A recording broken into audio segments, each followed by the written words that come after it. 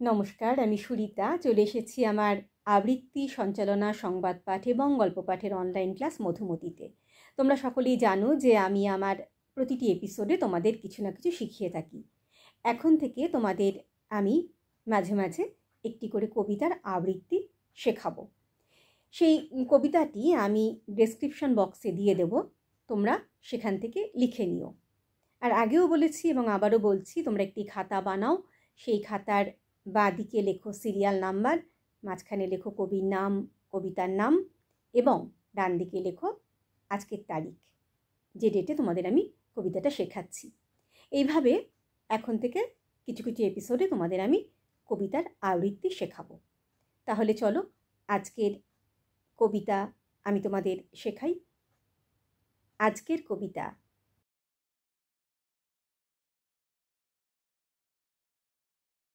রবীন্দ্র রচনাবলীর নবম খণ্ড দিয়ে চাপা দেওয়া একটা সুইসাইড নোট, ছেলেকে লেখা। লিখে হাতে ব্লেড নিয়ে বাথরুমে ঢুকেছিলেন মাস্টার মশাই। দুপুরবেলা কাজের লোক দরজার তলা দিয়ে রক্ত আসছে দেখে চিৎকার করে ওঠে।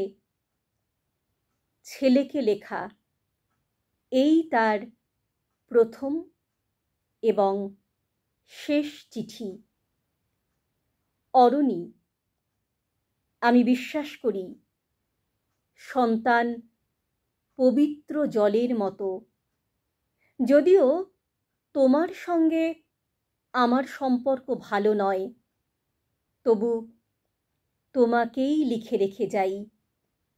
গত 2 বছর তোমার মায়ের চিকিৎসা বাবদ আমার যৎ সামান্য সঞ্চয় আপাতত নিঃশেষিত।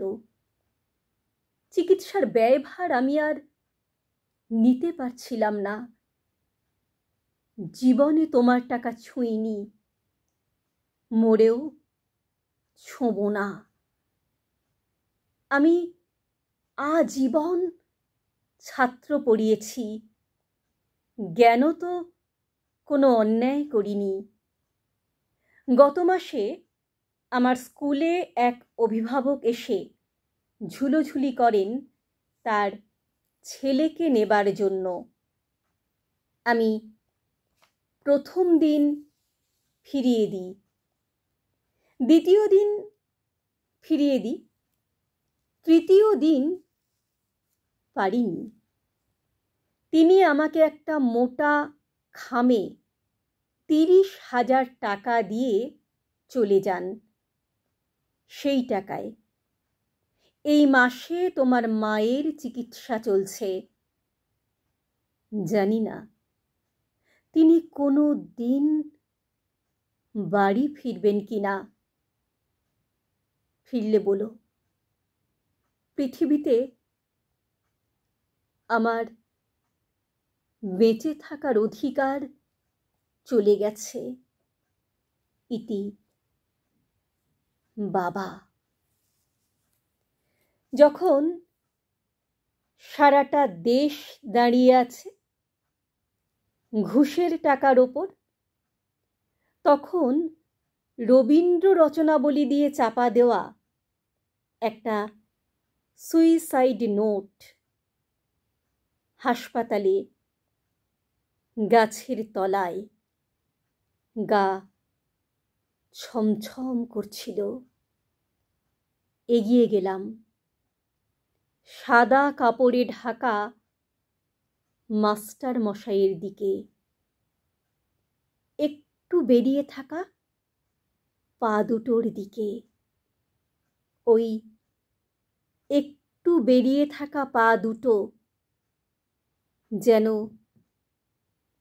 ভারতবর্ষের শেষ মাটি।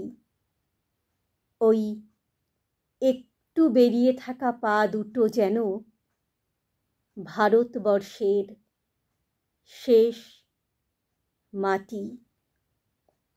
তাহলে এতক্ষণ আমি তোমাদের শেখালাম যে কবিতাটি, সেটি যদি তোমাদের ভালো লেগে থাকে তোমরা অবশ্যই নিজেদের কণ্ঠে কবিতাটি তুলে ফেলো, পারলে কবিতাটি মুখস্থ করে ফেলো, কারণ যদি মুখস্থ করতে পারো তাহলে কবিতাটা তোমরা ভালো করে বলতে পারবে।